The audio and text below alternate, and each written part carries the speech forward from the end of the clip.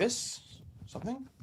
Hello. Hey, I've been thinking that if the Marvel set is as bad as these past two Universes Beyond sets that we've gotten. That's just a generic statement. It doesn't have to be about the Turtles. You could say that at any moment. Yeah, but okay. that's true. Yeah. I've been thinking that if we can't find two good commanders from that set, that episode should be the Marvel vs. Capcom episode. Oh, sure. Yeah. I'm sure we'll get good Marvel commanders. I'm sure we will too. Yeah. Marvel's has got to be better than the Turtle set. Well, I feel like it's all part of the same design philosophy. And you know, we're not getting those cards on Arena either. We're going to have to get the Arena. Wait, for Marvel? Yeah. What about for Turtles? Do you know if we're getting Turtles on Arena? I think we're getting the Turtles, but I don't think that we're getting the Marvel cards on Arena. I think they're getting in-universe versions of those too. Every set we stray further and further from the Lord's light. Yeah.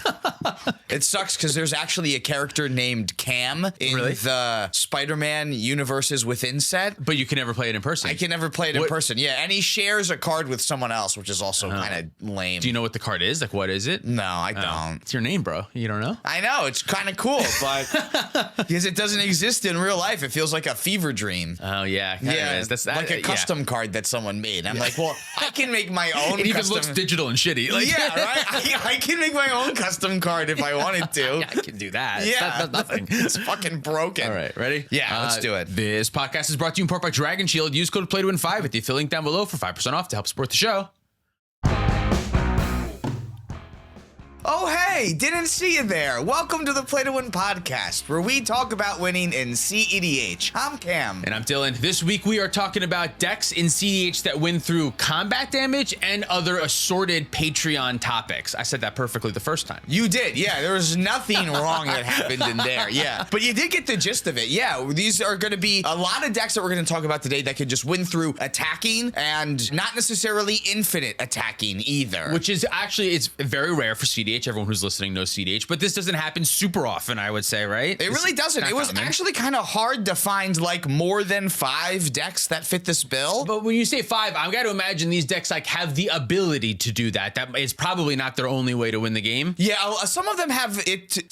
For some of them, wow, I'm also speaking perfectly. For a lot of these, it's like their secondary option is to win the game because, well, yeah, they're in blue-black. Maybe they could play Thassa's Oracle too, but but they're commanders in every single game, and Thassa's Oracle might not be. And we're specifically talking about combat damage, right? We're not talking about like other damages. We're just talking about combat damage via attacking. Via attacking, like you have to attack in order to win the game. I'm trying to not say combat damage because there's one deck I'm trying to include in here too. I understand. Yes, there's got to be. All right, yeah, we'll talk about that deck when it comes to it. Yeah. Okay. What deck do you have first on the list that we're going to talk about today? All right, well, I first want to say that this was a topic submitted by Nathan Cohen, our patron. Cool. Thanks, Nate. Thank you so much for submitting this topic. This is the first deck that we're going to talk about, which I think is one of the most prominent ways to win with combat damage. Winota, Joiner of Forces. Winota, yeah. I might say this a lot throughout this episode, but this is a deck that used to be really good and I guess still has potential. I think that quote can kind of go for a lot of these decks. Yeah. Winota, I have been wrecked by Winota in the last month. A deck can be very powerful. If it curves out just perfectly, if it hits the relevant stacks pieces for the whole board and gets Winota out and gets out of hand, it can be super nutty. But if it is not allowed to get to turn 3, it's going to have a hard time doing that. And if it doesn't have the right stacks pieces that are relevant for the pod, it'll also have a hard time doing that, but it does combat damage well. If you can go like turn 1 Skrelv into turn 2 Drannith Magistrate into turn 3 Winota, sure, that's not good because Drannith Magistrate's a stacks piece that's a human. And Skrelv, you kind of want to leave it untapped, so that's kind of bad. Yeah, okay, but like if Ornithopter is also in there, yeah, right? Turn 1 Ornithopter and Deafening Silence or something. Rogsai has such a terrible time dealing with Deafening Silence. Like my best option is like End Step Tainted Pact on my turn, Thassa's Oracle. Like it's difficult to play around that card. Atali likes to pretend like it can win through a Deafening Silence because it only needs to cast the technically you just need Food Chain, right? Yeah, but like how'd you get Atali out though?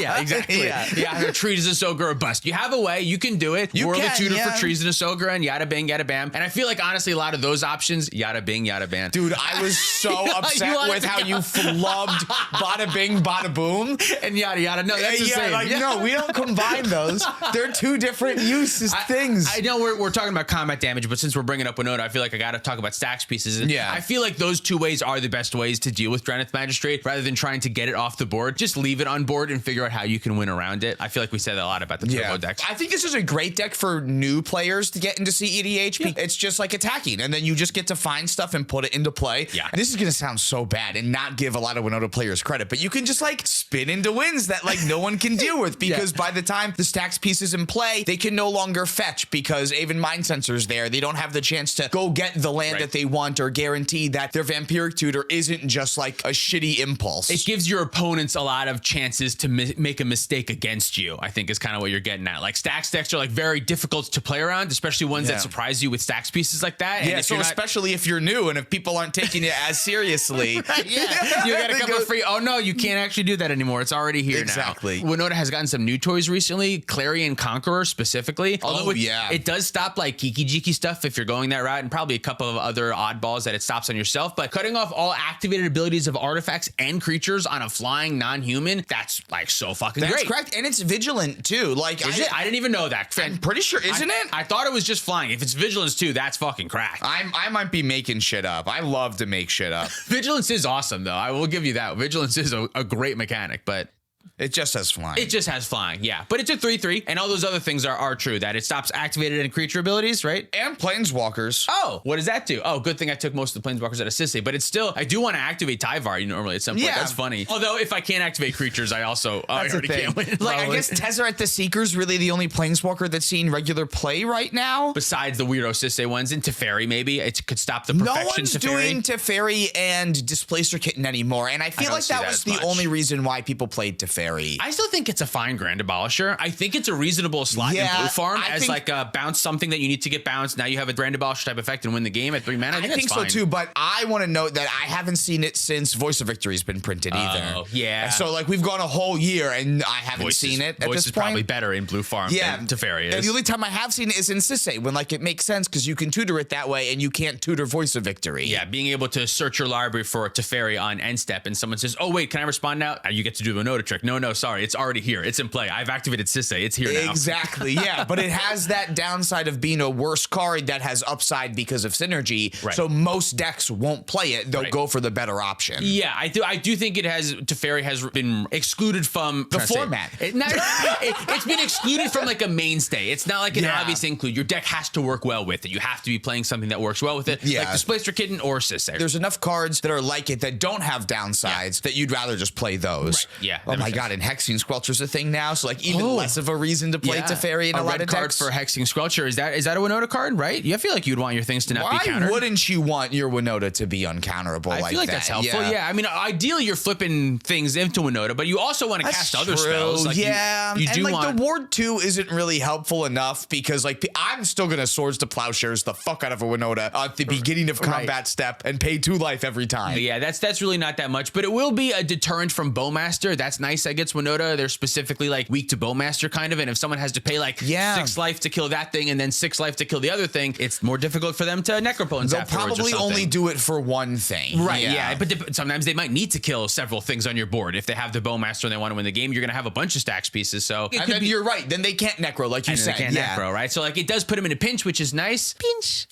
What else do you want to say about Winota? Has there any other stellar cards that it's gotten recently that you think are relevant to the strategy? I think those are the ones that... Clarion Conqueror is a big one that I've seen. Yeah, it's hard to say what other stellar cards it's gotten recently because you don't see it that much. I mean, we probably see it more frequently because, you know, Tyler's partner Charlie plays it a lot, but I don't know that I've seen it a lot outside of Charlie, I'll say, recently. Nor I. But I do think it has potential. Whenever I see it played, I do say like, oh, this deck either is winning the game or it's like doing something very relevant still. I do think it has potential, but... There are games that you'll be prepared for it because of the hands that you have and because like Ristic Study is such a good card, right? But there's going to be other games where you go, I don't have any kind of interaction for Winota, and it turns out the rest of the table doesn't either, and it can just run over you super easily. Yeah, it's also like I feel like it's a Stax deck that actually can develop a clock and it can actually use combat damage either with infinite combat damage. I think most of the lists are still doing Kiki Jiki stuff or some other way to make infinite combos with like Rionia and the Exerting one. There's a couple different ways where they can get infinite combats. I don't know the best one because like there's stuff like Signal Pest in the deck that you can make like 4 or at least like 1 extra Signal Pest or 2 extra Signal Pest, and then you stack the Signal Pest triggers before the Winota triggers go on the stack so that way everything that enters attacking then also gets Signal Pest boost. Pretty sick. Dumb. Rionia is honestly fucking incredible, dude. I was just putting together that Casey Jones Vigilante deck, and it's just like a mono red Storm deck that wants to Molten Duplication Casey Jones over and over again, make a bunch of mana, yada yada. But the card that we were just talking about, Rionia is honestly fucking fucking incredible. Rionia, Fire Dancer. Rionia, if you can build up a storm of like just maybe like 5 or 6 instants and sorceries and go to combat with Rionia, if you have like a Panharmonicon out and you can make 6 copies of your Casey Jones and then draw 6 times 3 cards twice or whatever, like it can be basically just like build your own ad nauseum. I thought you were talking about Atali for a second. I was gonna say, but no, like Atali, it's the same thing. You kind of the same idea, right? It's just my like, Worldly Tutor target for most of the time When that it's not after Tristan Sober. Atali is already in play. yeah, because it's basically, it becomes just like an ad nauseum. You're just gonna like see like 30 cards off of it once you make so many copies of the thing. Yeah, exactly. Whatever it is. Like you can be Eternal Witnesses, it can be Signal Pest, it can be Atalis. You get like 21 Atalis. Rionia's powerful. Winota is potentially powerful in the right hands. Is that fair? In the right metagame. In the right I'll say metagame, too. yeah. Give it another year, Winota will be back. Seeding order makes it so that Rockside gets its turn 2 before Winota gets its turn 2. Winota might have a hard time if they don't have that turn 1 Deafening Silence, but Also true, yeah. Jetmir Jetmir. I don't see this one is at the all. next one.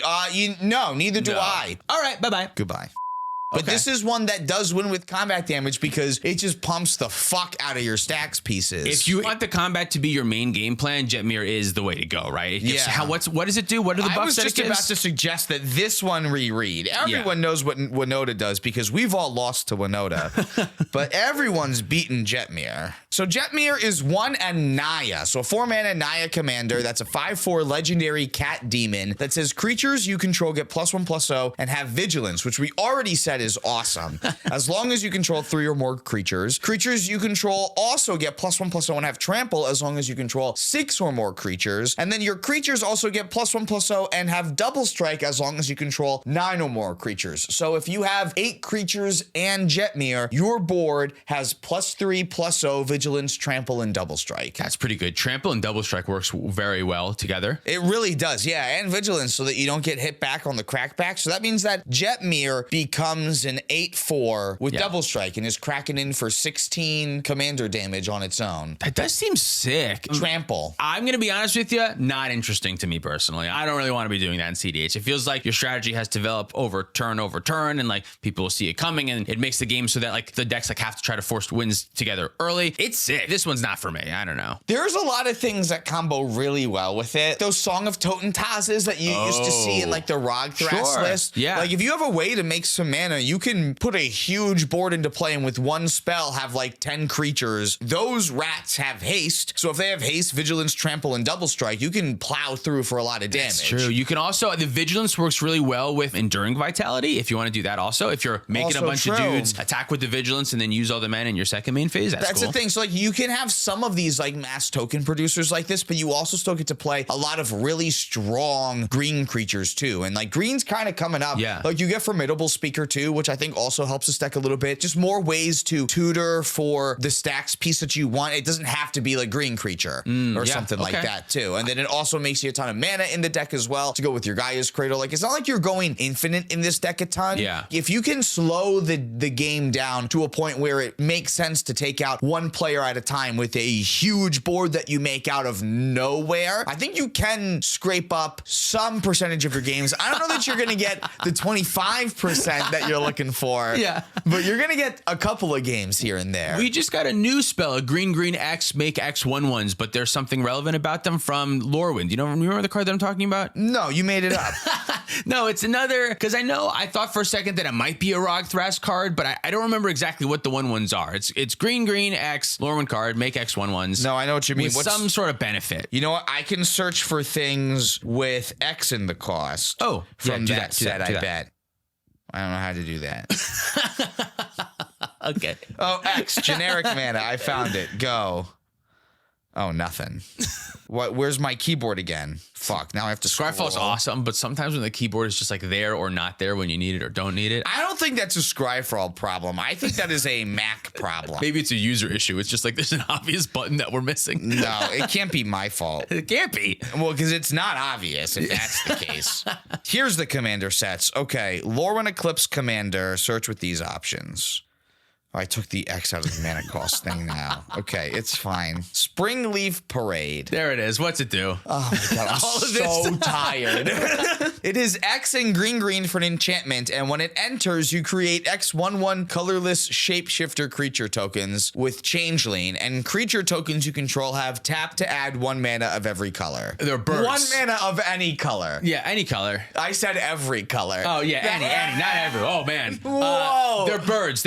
All of this to say it doesn't work with Jetmir. I mean, it does in the fact that it makes a bunch of creatures. But it works with Valley Floodcaller better. Yeah, you can untap every time you cast on a creature, untap all of them. That's pretty sick. I guess it's true. It doesn't. You don't even need the Enduring Vitality then, because this just lets you tap these things. If you're playing Jetmir, I could see playing a couple of these X/1/1. Did we miss this card? Is Springleaf Parade something we should have talked about in the set review? We didn't talk about it. I don't know, but I do think, I mean, it's an almost card for me. I definitely do think it's close. Like in the right deck, if you're already doing a bunch of wide creatures, I do think it's close. The stick around ability is just tokens tap for mana of any color. That's the thing. So like if you are doing the go wide thing, like you are going wide, but like you also still want to play the good things that work with tokens too. Like Enduring Vitality is not a thing that works with tokens, but like that's also something that is excessive with this then too. Oh, you know what's interesting? Nantuko, is that what it is? What's the one that makes bugs, little creature tokens every time? Springheart Nantuko, yeah. That card with this is pretty nice, I guess, because like this will work as an Enduring Vitality with those tokens. You just do a little one of this X for like 2, and then you already have a bunch of those tokens. You can tap those bugs or plants or whatever they are for mana right away. I guess it's like how many of these things do you want? Right. Because like every game I have a way to find Enduring Vitality. Right. Whether it's Green Sun Zenith or it's something else like this. You're always searching for that one. You're never searching for this. Although if you have a ton of mana, you're dumping into Thrasios probably. I can't wait for a spell that's X green that search your library for a green creature and put it into play. Make X/1/1s too. You can for 3 make 3 1/1s and get Enduring Vitality into really play. Good. Sure, yeah. I'm so good at this. Oh my god, dude. Speaking of invitational cards, did you see the Cubby? you have to cut the bit that I'm doing now, but it's called. That's the real image of the card? That's the real image of the card. Can you look it up? Yeah, here. I'm sitting on too many Scryfall missions here. No, I hit the wrong thing. Don't worry about it. Don't worry about it. No, I got it. I'm so mad. Okay. All right. This is not Let's working move on. anymore. Moving Back on. to it. All right. Now, action. I don't have any other thoughts about Jetmir. If you're going to play a Naya deck, you should probably play one that makes infinite creatures with Kiki Jiki more easily, like Rocco. And that's combat damage, you know? Kiki Jiki? No, but that's infinite. I'm trying to stay away from infinite combat damage in this. Okay. Yeah, otherwise every deck that though. plays that could just win through attacking, not necessarily infinite attacking either. Oh, I should have. Yeah, I don't want it to be infinite because otherwise that's just like so many things that can just like attack. Like every deck that plays dual caster mage combo now we get to talk about, and I don't want to do that. Or Finale of Devastation. That technically is. Here's every Thrasios deck. You can also do this. No, I'm not trying to talk about infinite combat damage. Like you have to do math to calculate, and you might only be able to take out one player at a time. Right, is what I'm trying to focus on. So we were not going to talk about Rocco, the better Naya deck. Honestly, the next deck here is Najeela. Oh, and I don't know that we should be talking about Najeela then, if that's the case too. This deck used to be good, and lately is not so good. What was the thing that I said at the beginning of the episode? This is a deck that used to be really good, and I guess still has potential. Great point, dude. When was the last time you played against Najeela? Basically never. To play a card with no card advantage in your command zone and you're not going fast, what's going on? What you doing? I mean, you could. Like, the last time we saw it was no bad cards Najeela, which was before Midrange Hell. Was that 2 years ago? I do think it makes good use of certain newer cards that aren't really even that new anymore, like the new Samet that was like that came 5 years old at this point. 2023, I feel like. Yeah. Yeah, Professional Facebreaker also came out years ago. I feel like it makes good use of Professional Facebreaker. We were full time. Grim Hireling came out many years ago. That card, it was great. That Grim Hireling was great for Najeela. So the reality is we haven't really gotten a lot of new tools. And I feel like even like going to Universes Beyond stuff has been like not a lot of warriors. We've got a ton of ninjas coming up, got a lot of spiders in certain sets. Yeah. But like if we're not going to places that have traditional warriors, it's going to be hard for Najeela to get things that are actually going to be tools. I do think weirdly Najeela kind of competes with Sisay, as in they're both 5-color commander decks that need to like activate Woodwork and at some guess point. Who gets new tools with Universes Beyond sets every day? Yeah. Sisay always gets new stuff and Najeela never does. So I think that's part of the reason. Now they're very different styles of decks, so I don't know if the same pilots are really going to be playing either or both, but I do think if you love 5-color good stuff, you're probably looking at Sisay and Najeela, and there's a good chance like not all of the Sisay decks are full-blown Sisay decks like mine. Some of them are just like the Clam Chowder version that are just like Underworld Breach and Necropotence and stuff like that, and just regular Sisay's there. Good stuff. Yeah, just like you can find Teferi sometimes or not. It's just for colors or whatever. Like that's a very popular version of like 5-color good stuff as well, which is probably still just better than Najeela. So if you're going to play Najeela, maybe just play like the clam chowder version of Sisay a lot of the time. Or Terra. I feel like there's always a new 5-color deck that you can play that's like a good stuff deck. And Terra being able to get copy enchantment and like steal enchantment and copy artifact effects helps it in mid-range hell a little bit more. Yeah. Because there's not really like board states that you can break through with Najeela either. Like Najeela has to be unblockable or something. Right. And you can't do that all the time. That's a valid point that I feel like back in the day when Najeela was powerful, there was a lot of mono blue decks that didn't often have blockers in the early game. There was a lot of strategies that played like 0 creatures and didn't put anything into play. You know what I mean? Niv Mizzet. The 6-mana, there's a lot of 6-mana Niv Mizzets, but the blue, red one. The good one. Perun, I think his name is. Yeah. Oh, that's its name. I couldn't think of the name, so I had to start describing every other aspect of that card.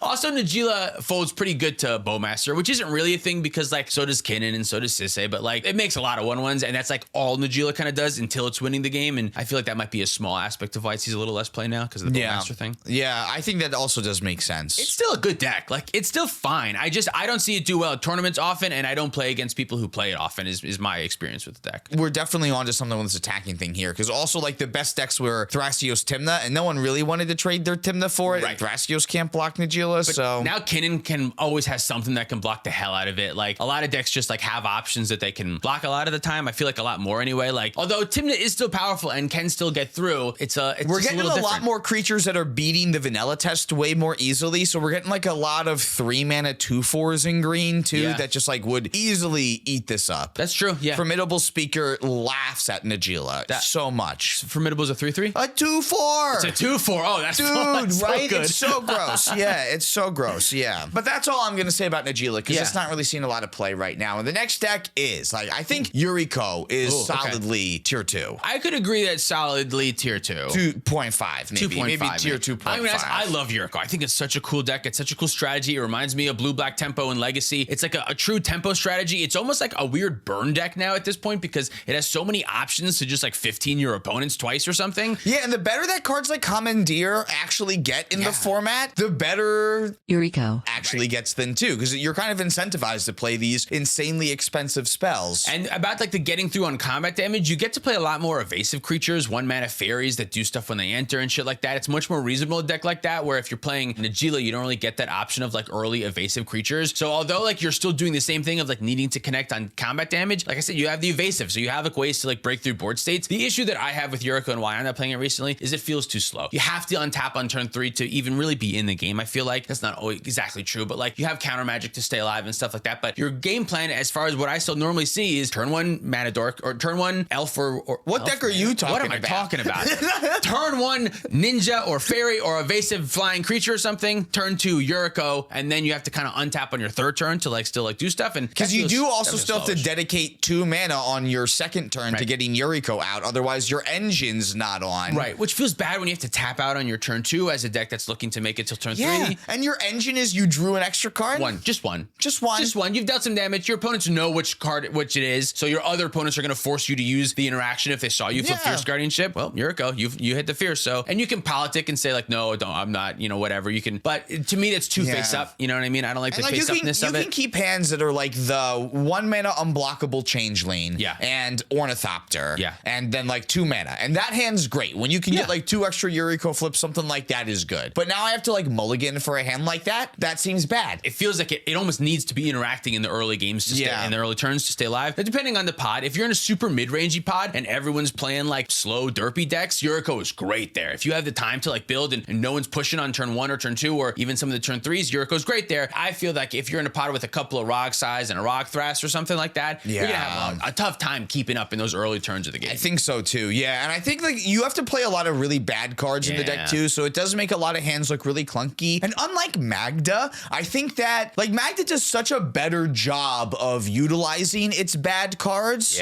Because they're turned into mana dorks that can be like super abused in a ton of different ways, whereas like Yuriko turns them into like cantrips almost. Right. And like, yeah, it can do a little bit of damage, but like you have to use other resources to set it up to be guaranteed damage. Otherwise, like you run the risk of flipping into polluted Delta Underground Sea and you go, ha ha ha. All right, well, there we go. There goes my whole backup game plan. Or my main game plan? Yeah. Is that your main game plan? plan on Yuriko because you can run Thassa's Oracle Demonic Consultation. And obviously, I think all of them do. And like Doomsday is like, I don't know how common Doomsday is in Yuriko anymore, but I do think it's still like a realistic option. It's like a 1-card win con, which is kind of what the deck needs since it doesn't play many ways to draw a bunch of cards at once. So it's like hard to find 2 specific options. Yeah. I see the deck winning with the Yuriko flips more than not, honestly. Like hitting one of the 15 drops, brainstorming and putting something else on, putting a 15 drop, putting 2 big things on top and like knocking out 2 players and then having 3 counter spells left in hand to make sure that you can stop the 4th player from winning the game. That's how I see it winning a lot, which is cool. Just to me feels a little bit inconsistent. And let's be real. The only thing keeping this deck afloat right now is Roaming Throne. Like the existence of the double go over the top. Yeah, the existence of having another a 4/4 ninja that also doubles your Yuriko triggers for every ninja that deals combat damage. This turns 3 triggers into 6. Oh my god, the exponential nature of it is insane. Yeah, and I think that's like truly how you can like kind of go over the top and like break through those mid-range board states when you can like resolve something like that. And like you said, just put 6 triggers on top and everyone's gonna lose like 35 life or something like that. Yeah, it feels really good when you can get that going. Yuriko also has a couple of other benefits. Like it gets to play like Grafdigger's Cage, and it can play like weird, very small stacks pieces that are super relevant against like really good strategies. Like Grafdigger's Cage pretty much shuts off Kinnan and Underworld Breach. Does a great thing at stopping like the 2 best things in the format, but really no other deck can play Grafdigger's Cage because it's using a win condition that is stopped by Grafdigger's Cage, whereas Yuriko is not. So like it does get to play some uniquely powerful like stacks pieces that are very one-sided for Yuriko. That's true. Cool. I mean, there's a couple of like Cursed Totem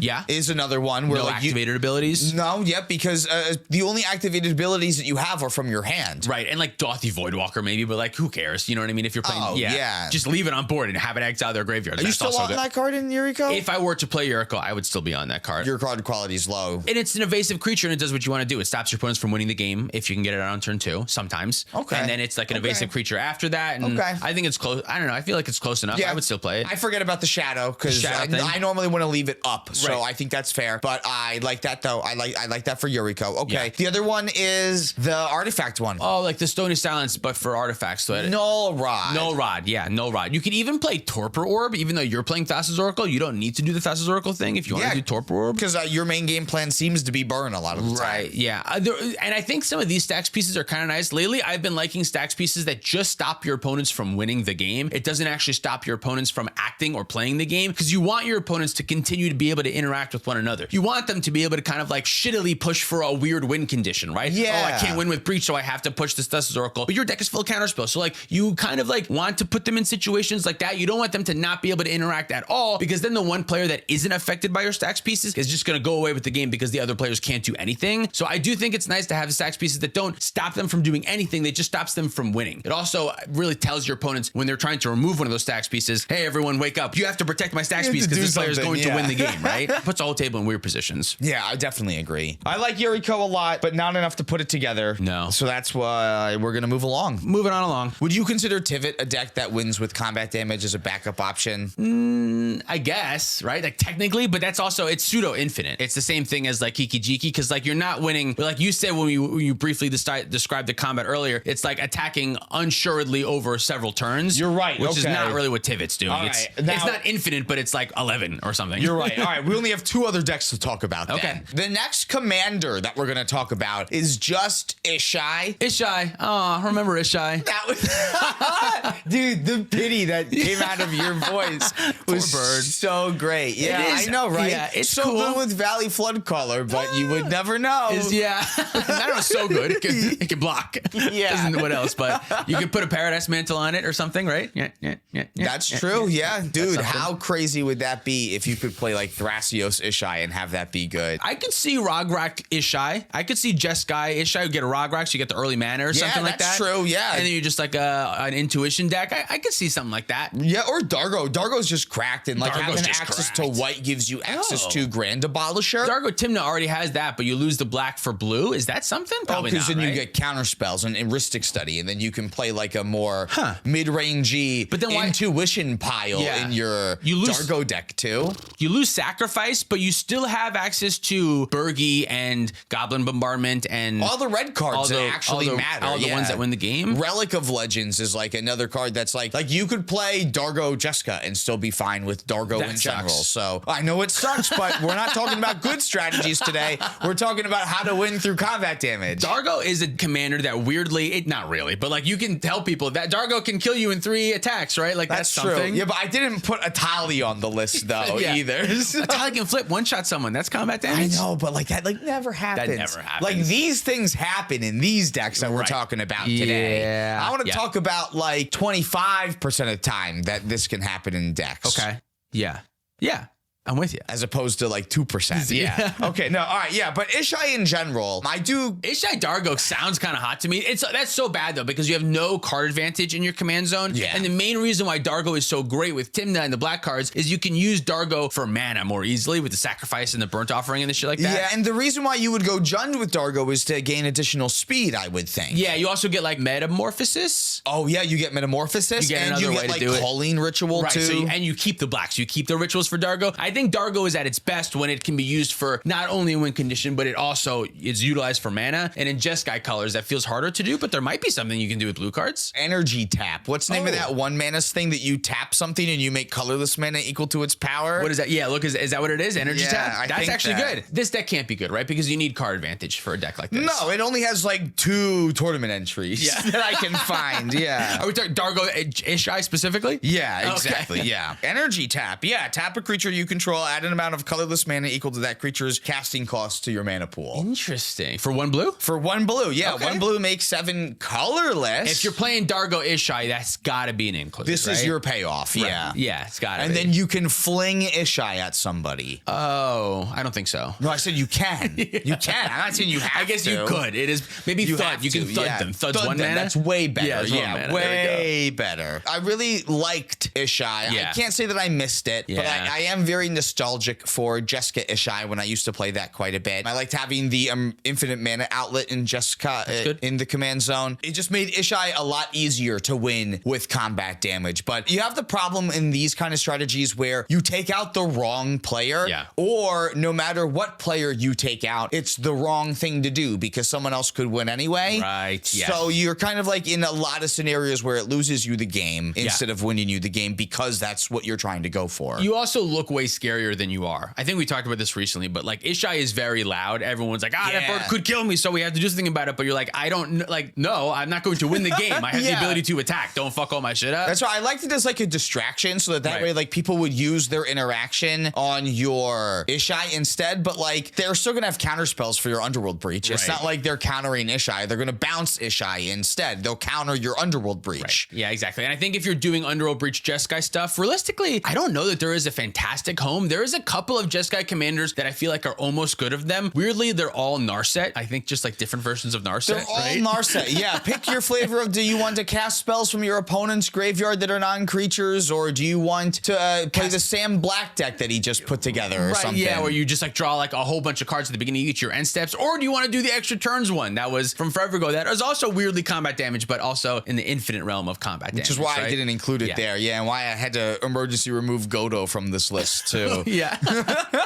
But yeah, I feel like weirdly they're just, for some reason, Blue Farm is just like what the Jeskai deck is, but you get to play black cards as well. It's the same thing as to why, like, when I played Tim the Malcolm, I was like, why am I not just playing Blue Farm? Like, it's amazing how much giving up just one of those 4 colors does to that whole Underworld strategy. Breach grindy strategy or Thassa's Oracle Rhystic Study grindy strategy wants to be. Like, if you give up any of those colors, you are just like chopping off one of your legs. And you can say, 'tis but a scratch, but you're missing a whole limb. And I think the only deck that can kind of do that is Rogsai, which obviously we talked a lot. You can cut the white out of Blue Farm and you get Rogsai, and you get something better. You get a faster version of the deck. It does something that Blue Farm can't do. Whereas to me, when I see all the other Jeskai decks, they do what Blue Farm does, but a little bit worse. You know what I mean? Yeah. They don't really have something that makes them better than Blue Farm somehow. Well, better subjective. It's not That's the true. most played deck in the format. Blue Farm A lot is? of people, Blue Farm is. You You said that Rogsai was better. You said you get something better.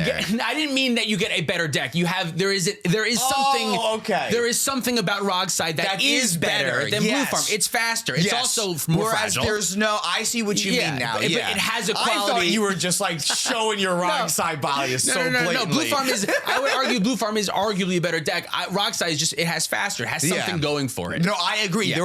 There are things that Rogsai does better than Blue Farm for sure. But like, I can't point to any Jeskai Jeskai commander and say, oh, that does something better than what Blue Farm does. And I can't point to any Esper commander and go, oh, that does something better than what Blue Farm does. Yeah, exactly. Because even Marnius, I can go, you're down on card draw in Blue Farm. I can play I play Lotho already. Yeah, that's true. And I don't have to have a 5-mana commander to make it good. I would say Marnius does have a little bit of an argument that it is like a Blue Farm, but it grinds a little bit harder in the late game, but it's slower. But I do think that Marnius does have something that Blue Farm doesn't have. Yeah. But it's just the cost is rather big. The cost is really big so that you can grind harder in the late game. Yes, you're a slower deck with more bad cards. So I can have fewer win conditions and play, like you said, more bad cards. Right. Yeah. And Tivit also is in a similar boat that's like that doesn't win with not even in combat. Yeah, we're not talking about that one. Yeah. Do we still hate Tivit, by the way? Is that still a meme? Nah. I feel like I hate Tivit less now that it's worse. Like, I don't want to give him extra. Like, I don't want to give him extra shit. Like, you can I play feel like Tivit. now we can say, oh, look, I told you so. I always thought that deck was ass. Yeah. But now it's like extra ass. So I'm like, and now it's fine. I feel so justified. I don't need to kick it while it's down. I don't want to mess with your toy. You can That's have so Tivit. funny. We love Tivit or whatever. All right. Well, before we talk about a couple of other patron submitted topics here, I wanted to mention Elevir real quick because I think this kind of follows along with the Stax decks that kind of win through combat damage because what else are they doing realistically? Yeah. What does Elevir do? Oh, dude, nobody knows. Even Elevir pilots can't tell you. It's enchantment related. It might be card draw related. I think it makes token enchantments. I don't remember how to spell Elevir. All right, so Elevir of the Wild Court is 2, a green and a white for a 4/4 legendary human knight. And when it enters or attacks, you create a virtuous roll token attached to another target creature you control. And that roll says, You're reading it way too shitty. Can I read it, please? Dude, I'm literally reading what the card says. Yeah, but like at a snail's pace. If you control another roll on it, put that one into the graveyard, and the enchanted creature gets +1/+1 for each other enchantment you control. So a roll, it doesn't say in the text, but a virtuous roll token is an aura that you put onto another target creature. So then that creature gets +1/+1 for each enchantment you control. Okay. And then whenever an enchanted creature you control deals combat damage to a player, you draw a card. Right. So essentially what you do is when she enters, you have like a Stax piece in play that you can make virtuous. Right. And then you make it bigger so that when it deals combat damage to someone, you can draw a card off of that. Right. And then every time that you attack, something else becomes virtuous.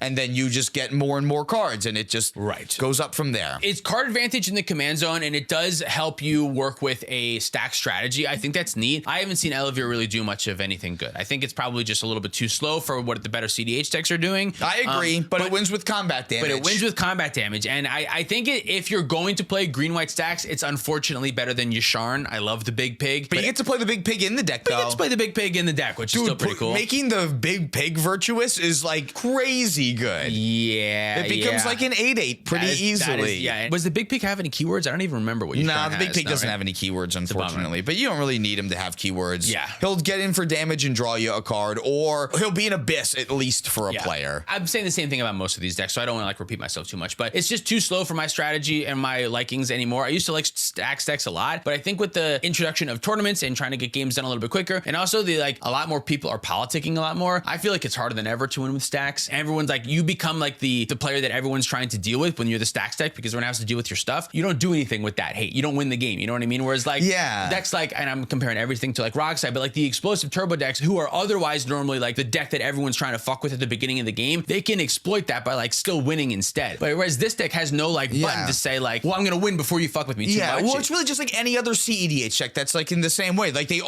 every other kind of cEDH deck wins by the means of a combo, which means that they can just pull wins out of their ass if they have enough mana, and you don't have to like set up a scenario over 40 turns for things to go correctly for you. Whereas like, it's really nice to chip away at life total as a resource. Like it's great against Atali to beat them down because you can chip out their life total and make their Treasonous Ogre worse. The One Ring players get 1 turn of reprieve against you, but then they start to take damage. And if they have like Ancient Tomb in play, like there's a lot of other ways that can stack up. So it makes it a little bit easier for these decks to get damage done. But because life is still a resource and you're not shutting them off of that resource entirely, it means that they can still use that resource enough to get them out of the situation that they're in that's putting putting them behind to keep going. Like, you almost need Yasharn in play, something that says that players can't pay life in order to make sure that you can shut them off of that resource. Otherwise, like, they can still draw 5 cards with Necropotence, and maybe those 5 cards are enough to win them the game. Yeah, and I think decks like Winota and decks like Yuriko have the option of just like I win the game button, where they have combos in their deck. They can be kind of efficient. Winota can spiral out of control super quickly, whereas like Elevir, it can steamroll, and you can build, and you're drawing 3 cards a turn, and then you're drawing 5 cards a turn. It can get kind of crazy, but I don't see it having the same ability to like explode out of nowhere and win on turn 3 or 4 very easily, whereas the other Yuriko and Winota even has the option to do that. That is a possibility. Yeah, and you get to the points in these decks where like now I can't mulligan very well, even though I need to mulligan for a Stax piece to make sure that I can, you know, live long enough to see the rest of this game. But like I also need other pieces so that I can make mana, get my commander out, and have a board state so that I can actually start to present pressure onto my opponents. And like having the ability to, like we said, like those instant win buttons, like if your goal is to win games of Magic, why would you not play a deck that has the option to just like instant win?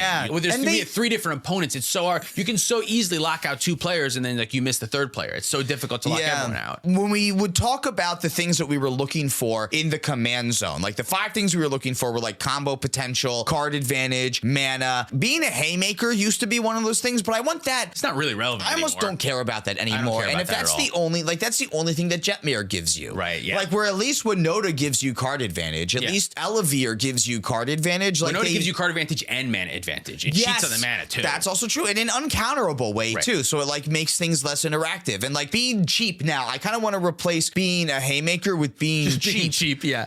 Being effective early in the game is super relevant. Like Rograk isn't technically mana, but it is. It's out in the game early, and you can use it with Gaia's Cradle, or you can use it with Culling the Weak. Or Springleaf Drum, right? Yeah, like it is mana. It is mana. Yeah, exactly. It represents mana. And things just being cheap represent mana in cEDH. Or even just representing a Fierce Guardianship in your hand too is also way more value. That's like, because that's just how the format is built. All of the best strategies revolve around just like having stuff. It kind of doesn't matter what the stuff is. It does, but like I just want to have good stuff. I just want stuff in play. I want my commander in play so I can use Fierce Guardianship, so I tap it with Springleaf Drum, so it makes extra mana with Gaia's Cradle. Like it just needs to like make the other decks in your library good sometimes. So yeah, being cheap is just helpful. Do you have any other thoughts about winning through combat damage primarily in cEDH? None. No thoughts. I do not recommend. Yeah, neither do I. I think it's a way better like backup option to have, but I'd way rather just like food chain Atali than like try to figure out who I'm supposed to actually attack. And does it make sense to take out a player? Because maybe I actually want a player to be able to interact with my opponent so I don't lose the game. Right. Maybe they're waiting for me to take someone out so that way they can remove my Stax piece and win. Yeah. I kind of look at combat damage as like more similar to removal than a win condition. You use it as a way to like kill you. If I knock you out, opposition agent is gone. So that's really what I want to do. So I'll send my attacks your way. You know what I mean? Like I like it better as like, I'm not going to use the combat damage to win the game. It may help put pressure on people, and it may give me an advantage. That's really all I'm looking at combat damage for cEDH. And you might have like a pretty decent matchup against some of the Ad Nauseam and Necropotence decks that you'll play against, but they'll also sweep wins out from under you before you can establish a board state. They can also wheel of fortune into Underworld Breach and not use their life total at all. Oh shit, I wheeled into 7 spells. Right, take Ristic Study and just draw cards. They have options to not use their life total. It's not like if you deal 20 damage to Rockside, they can't win the game anymore. That's just not true. You spent 3 turns doing it, so I've been doing these 3 turns. Their Ristic Study the whole time. They're gonna get the stuff to win the game with. Right. Yeah, I got nothing else to say about combat damage in cEDH. All right, that sounds good. Do you want to talk about a couple other things that some other patrons submitted then? Maybe a couple rapid fire, some couple, quick, we got time. Yeah, we got some time. Cody's editing this one, so we spent a lot of time Scryfall and shit, so that's probably 10 minutes right there. That's also true. Yeah, exactly. And I did a whole bit on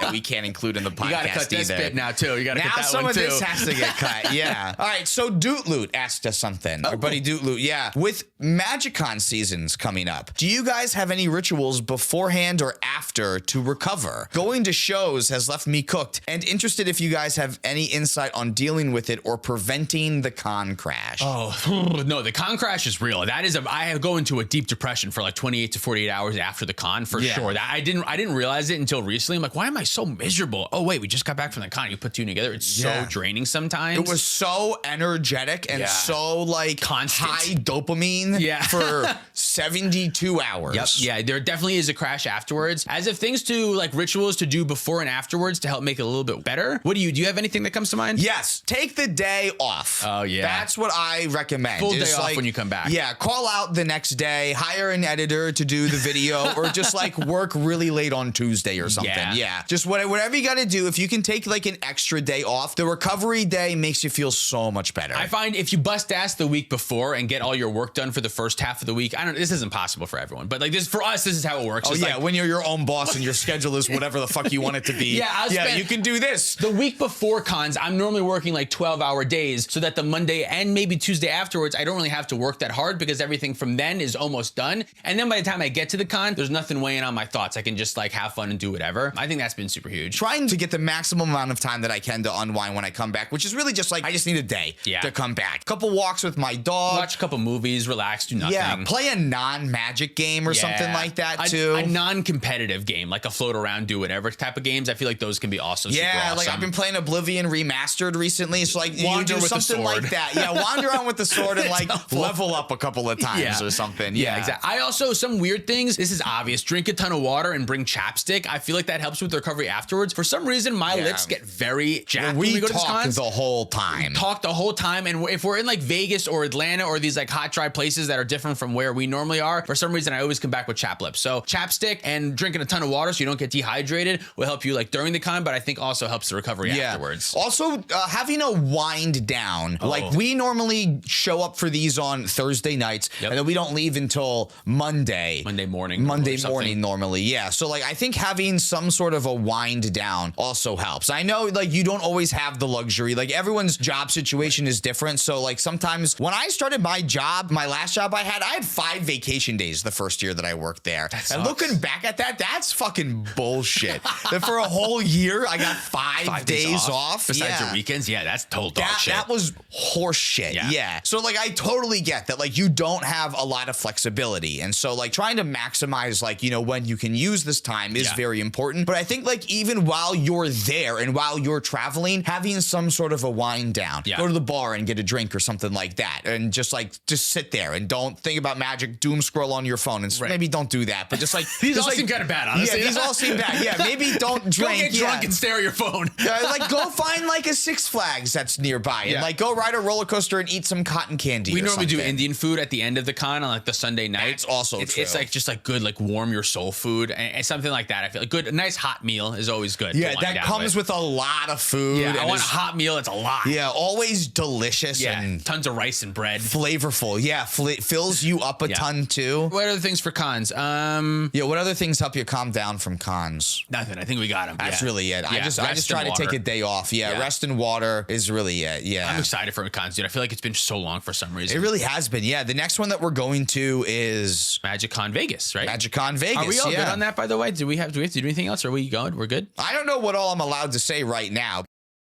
Any other Patreon topics we should go through? One more from Mike H. Cool. Who says, what is the coolest or most fulfilling thing that has come from being a full-time cEDH content creator? Is there a specific event or moment that stands out? Getting to do what you love as a job is the boring but perfect acceptable answer. Yeah, dude, it's awesome. Coolest or most fulfilling thing? It becomes from full time. The most fulfilling thing is seeing that you put work into something and seeing that people enjoy the work that you're doing. Yeah. Like I work. The attention. Well, I hate that.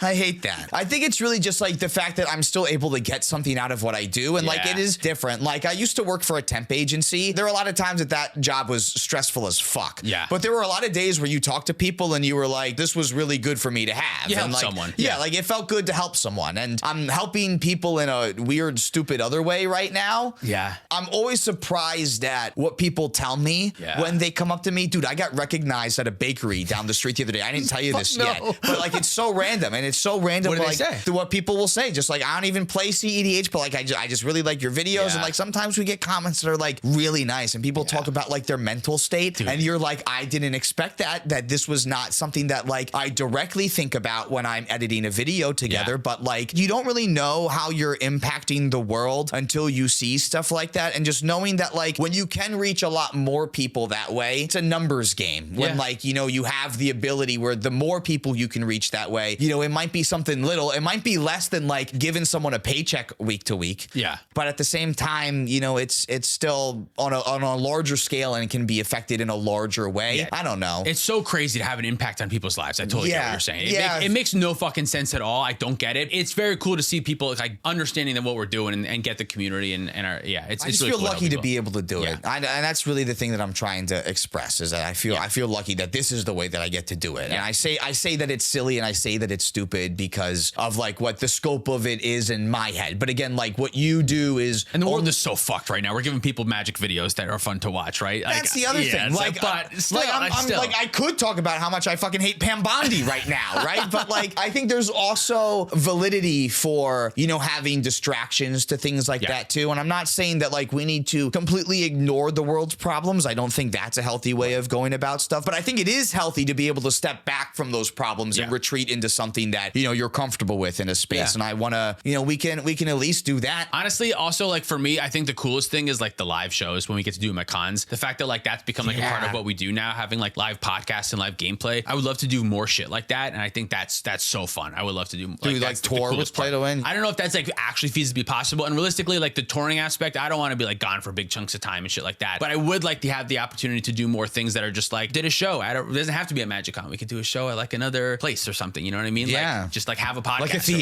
a theater, or something. Oh my god, there's local ones in our area. Maybe we could do something. I don't know, dude. That would be cool. I feel like to get your money's, we would play a game and do a podcast. Do a game and do a podcast about the game and just about like other stuff. And just about other stuff. Yeah, with a live Q&A. Why couldn't we do that? We could do that, dude. And like, we could do it at local or like at New York City. Like you find like a Madison Square Garden. We can sell it out. I was thinking about MSG. I was thinking that like an off-Broadway location or something like that. Why not? In a still centralized location. Well, we should start in our local area. To the Philadelphia. Area. But that's not what we do now. It's just that's one of the coolest things that we do. I think is the live show aspect of it. I think that's so much fun. Yeah. And then the fulfilling is like like what you said, like being able to have an impact in people's lives. Sometimes on social media, people post their like little babies watching us, and with them for some reason, like it's like their Sunday routine. It's like the coolest thing ever to me. Like you share what we do with other people, especially like your kids or whatever. I'm glad that babies don't understand the word fuck yet. I'm saying that all the time. Fuck. We have gotten a couple comments that are like, can you not swear? I watch with my kids, and we were like, no, well, this is not the only place your kids are hearing swearing. I promise you that. They're kids. I was a middle schooler too. I heard swearing in so many places. Yeah. I think those are the cool, most fulfilling. Yeah. For sure. And I get to like be home with my dogs. I don't have to leave my dogs ever when I go to work. I just like that is the best part. That's also super cool. I'm Honestly, a little more free time. Like I'm home when my wife comes home. Like that feels so great. I get to when I have to like a dentist appointment. I don't have to tell anyone. I just go and that's it. I just go. I mean, it does suck that like when we have like something to do in the middle of the day, there's always like 40 hours at least of work to do. So like for me, if I do something in the middle of the day, I will work later that day to finish the work. And honestly, like, dude, I live my life week to week. It's got to go on schedule. Yeah, the whole week is on schedule. Anything little that like throws the slightest wrench in it, knocks it all fucks it up. Like for example, this week, I forgot that we're recording Ninja Turtles games. Shit show supervisor, and I had 4 decks to put together, and it completely threw my whole week off. And it's like a day-to-day weekly thing. You know what I mean? Exactly. Like if you're behind on Monday, you're twice as behind on Tuesday, and twice as behind on Thursday, and et cetera, et cetera. I feel like a dog. Like I can't ever look into the future. It's just whatever's happening to me now is what's happening to me, and this is what's going on, and I'm dealing with that. Yeah, exactly. I love my life though. I wouldn't change anything about it except for you want to make a joke so bad right now. I have so many things that I want to say. Yeah. So many things that I want to say. All right. I think that's it, right? You got anything else? No, those were all of the things. Thank you so much for watching. If you'd like to support us directly, you can do so on Patreon, like our $100 patrons. And thank you, patrons, for submitting in these topics. This was a lot of fun to talk about, too. Abyss AA, E4 Cards and More, Red, Finks MTG, Wandering Around, Mike H, Tom Bieber, Kingdom of Upkeep MTG, Nathan Cohen, Mr. Derby, Okie Toad, Penguin Man, 0089, David Newman, Johnny Denver, Omelet, Rocky Hall, Pat Fire, Spinger, Larceny Roar, Shores, Your Boy Blue, Sparky B, and Essie Phillip, Olden Groupie, Zach Hartley, Big Legs Banjo, Reactive, Sean of the Ice, The Works, 472, Gilbert Garrett, Mace the Ace, Luke Cook, Connor Sapon, Joshua Day, Demon of Rosgaries, Peter Stewart, Corner Wild, Uncle Bud, Stoot, Luke Quadja, Hamid, Scott Hawk, and Baby G-Bus. If you want to pick up any of our merch, you can do that at playtowinmtg.com. Dragon Shield supports the show, and you can too by checking out our affiliate link down below and using code PLAYTOWIN5 for 5% off. You can follow us on the internet for more content. Thanks for watching. See you next time. About our $50 patrons. Bob Russell, Devin Morrow, Ruby Supreme, Willow 2998, Turtle 99, Sarge MTG, Rick Sharticus, McSaucy, Max McComber, Meta Ben Finelli, Jason Brooks, Safarius, Oh No Frog, Vietnam 69, Mystic Muffin Man, Zachary Coulson, Dalton Poteet, Jan Wan Feng, Thomas Bueno, and David Nelson. Thanks, y'all. Woohoo! All right, bye-bye. Goodbye. Also, I did a new line and didn't fuck it up. How cool was that? Very nice, yeah. That never happens. Yeah.